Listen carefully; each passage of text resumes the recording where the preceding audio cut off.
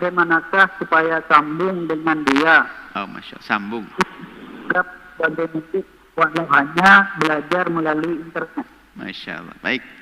Nah, yang Itu kedua, saja. Bu ya, Ya. bagaimanakah cara supaya khusyuk di dalam sholat?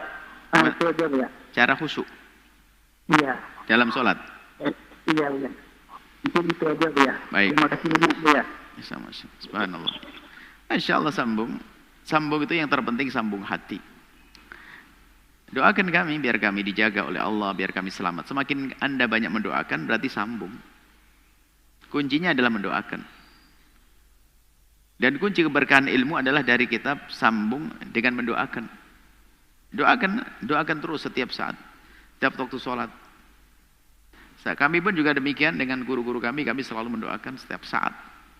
Setelah habis sholat, kalau tidak mendoakan saya menganggap saya ini kurang adab, kurang mendoakan.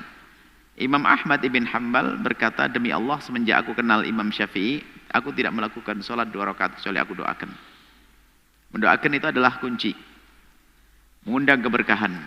Jadi ilmu gurunya ngasih 1, kita paham 5. Kalau kita semakin kuat pegangan kepada seorang guru. Dan guru husnudon. Dengan guru kita husnudon. Mungkin guru kita adalah orang yang kita tidak tahu, hanya Allah yang tahu. Cuman karena husnudon kita kepada guru, Allah akan kasih sesuai dengan husnudon prasangka baik kita. Baik, kemudian yang kedua adalah khusyuk dalam sholat. Ini problem semuanya. Setan tuh hebat. Setan tuh ada kelas ustadz.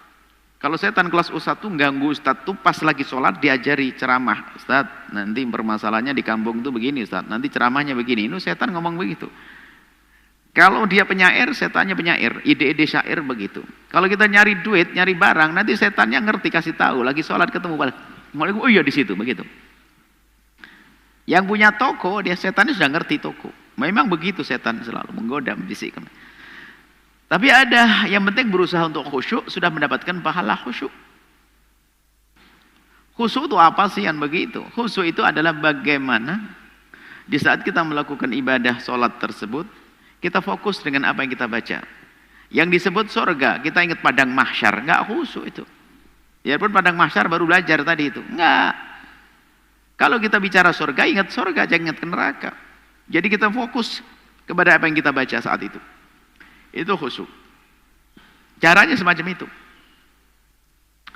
Kemudian ada hal yang mungkin perlu kita lakukan kalau kita ingin khusyuk dalam sholat, yaitu yang pertama, biasakan berusaha untuk memahami apa yang kita baca agar kita tidak kayak ngelantur begitu. Yang kita baca Alhamdulillahirabbil alamin sampai kata Imam Haddad, kalau kita belum tahu maknanya paling tidak itu kebayang di mata kita lafaz itu loh, biar nggak kemana-mana. Otak pikiran kita ikat dengan tulisan itu. Kalau belum bisa mengerti maknanya.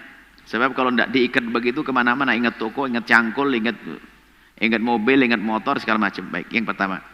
Yang kedua, sholatlah hendaknya melakukan sholat di waktunya sholat. Jadi memang kita punya spesial waktu sholat. Kalau Anda lagi melakukan sholat waktu nonton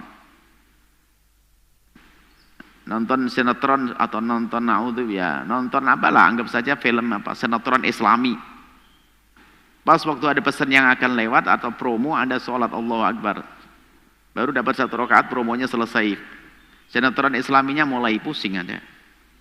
Atau lagi jaga toko sholat, Allahu Akbar, teriak-teriak, bu mau beli bu, nggak khusyuk. Jadi kalau pengen sholat, ambil waktu khusus untuk sholat. Termasuk jangan nunggu handphone. Di silent itu nggak layak, nggak ideal, nggak sehat itu. Di silent kan ada getar, dimatikan aja. Kalau ada getar, wah duit, mau ngirim duit nih, aduh ya Allah,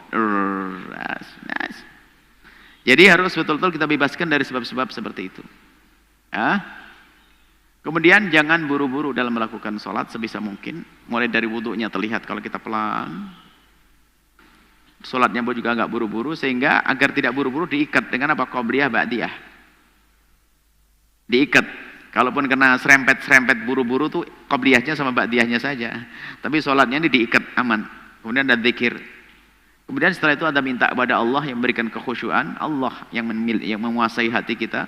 Minta ya Allah berikan kepada kami kekhusyuan dalam sholat kami. Sudah serahkan kepada Allah. Kita usaha khusyuk sudah mendapatkan pahala khusyuk biarpun kita belum khusyuk. Wallahu a'lam bishawab. Jangan lupa berselawat kepada baginda Nabi Muhammad sallallahu alaihi wa alihi wa sahbihi wasallam.